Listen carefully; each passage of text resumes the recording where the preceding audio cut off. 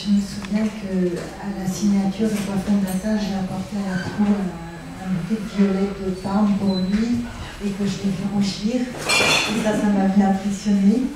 Je me souviens aussi qu'à un moment donné, il m'avait téléphoné en me demandant si j'étais l'auteur qui se déguisait derrière le nom Onuma Nemol. Et étant donné ce qu'est la prose d'Onuma Nemol, ça me paraît complètement invraisemblable que Bernard puisse me rapprocher de cet auteur-là. Mais bon, je le dis parce qu'il était toujours en train de fureter partout et de découvrir des choses d'ordre littéraire qui nous étonnent tous. Là, il était complètement à côté de la plaque, mais il avait été tellement juste dans tant de circonstances que ça n'avait pas d'importance. Et puis la troisième chose, et ça rejoint l'humour de Bernard que Philippe signalait à l'instant, c'est que je me suis un peu autorisée à lui téléphoner quand il était malade, parce que comme il était fragile, j'étais moins impressionnée. Et je me souviens qu'alors qu'il était à la clinique, il m'a fait rire en faisant une imitation des publicités télévisées pour la lessive. Et la seconde chose avec laquelle il m'avait fait rire aussi, c'était une imitation de Berlusconi. Et je me disais quand même, être allongé sur un lit d'hôpital et arriver à imiter Berlusconi, c'est quand même une prouesse.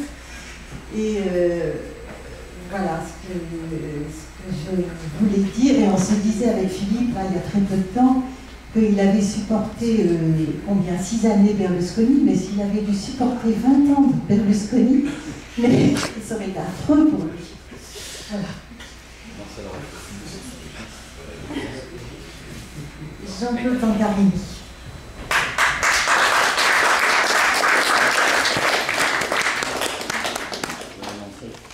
S'il avait supporté, il aurait pu encore mieux Berlusconi.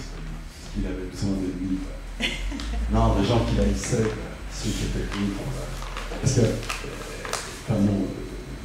moi, je suis venu vous parler de Bernard, théoricien de la traduction, mais vraiment, je veux dire, c'est que le côté politique de Bernard était quand même. Voilà, ce que Philippe a dit, la guerre en Ex-Yougoslavie, ce qu'il a fait pour défendre Sofri en Italie, accuser la peur de la commodité, le meurtre, un commissaire de police. Donc c'est des choses comme ça où ça pouvait être Bernard. Il a été aussi Philippe, journaliste de tout petit journal du Monde, Corbière Matin, à la Grâce. Je me souviens de Bernard relisant ses textes dans une salle de classe, on était dans une salle de classe, et alors il avançait comme ça en lisant son texte, puis par les chaises qui tombaient partout, c'était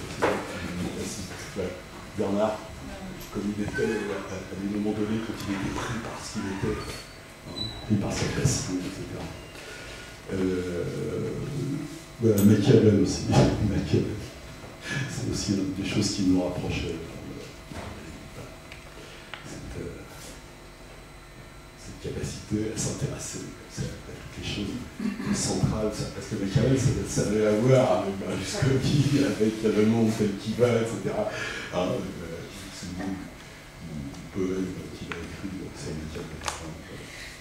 Il y a plus de vérité dans une de tes lignes que dans tout ce qu'on lit dans la communication et dans le journal, avec un J majuscule pour journal et un C majuscule pour communication. Alors, voilà, c'est juste ces images-là qui m'accompagneront, j'espère, jusqu'à ma mort. Parce que avoir quelqu'un comme Bernard comme ami, c'est une chance. M'avoir reçu comme ami, c'est pas mal, mais voilà.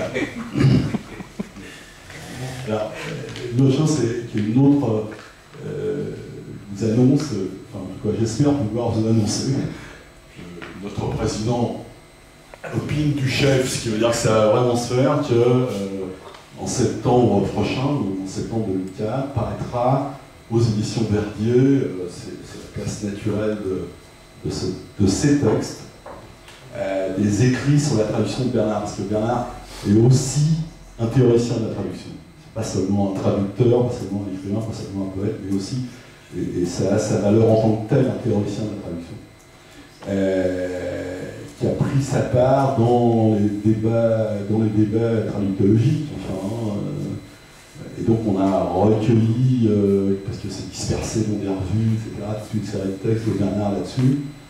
Et je pense que c'est une contribution importante. Il y a en France une vraie tradition forte de réflexion sur la traduction. On pense à Bergman, on pense à Descheny.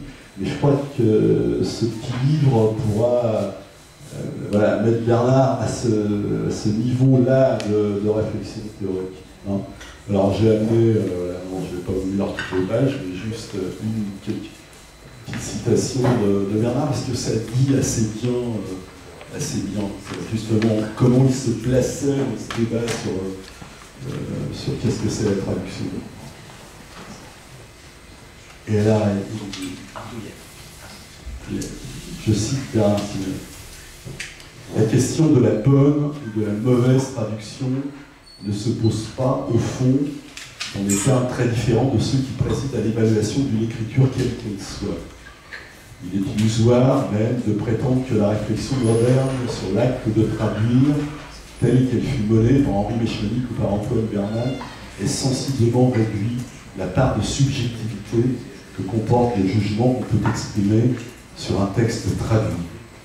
Cette réflexion est simplement replacée au centre du débat la question de la littéralité et de ses limites acceptables ou créatrices. Donc pour Bernard, je le cite à nouveau, la traduction ne fait que renvoyer à la radicalité de l'écriture. Ce qui n'est pas, vous le comprenez, sans conséquence de poids. Là, c'est vrai qu'il commente. La traduction, de ce fait, pose la question essentielle de sa cohérence. Je le cite. Elle s'impose par sa cohérence et non par les termes auxquels on la réduit généralement, justement dans le langage classique habituel, hein, de la réflexion, si je peux appeler ça une réflexion sur la traduction. Elle est belle, elle est claire, elle est fidèle, etc. Non. Elle va jusqu'à ce point-là qui est la radicalité de l'écriture. Elle se justifie par une cohérence des choix. Alors, ce livre, nous espérons qu'il s'appellera, mais on ne sait pas, avec Verdier, à vrai dire, on ne sait pas avec Verdier ce que ça va donner, parce que c'est eux qui décident le prix, mais on espère qu'il va s'appeler l'atelier infini, et vous allez comprendre à la lecture de cette dernière citation de Bernard, sur laquelle je terminerai.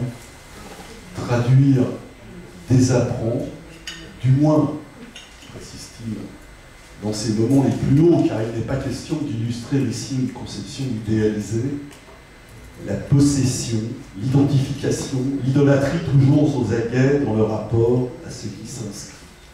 On peut soutenir que traduire réinvente la notion de transmission à travers la révélation d'un atelier infini où écrire, lire et traduire sont mots et instruments.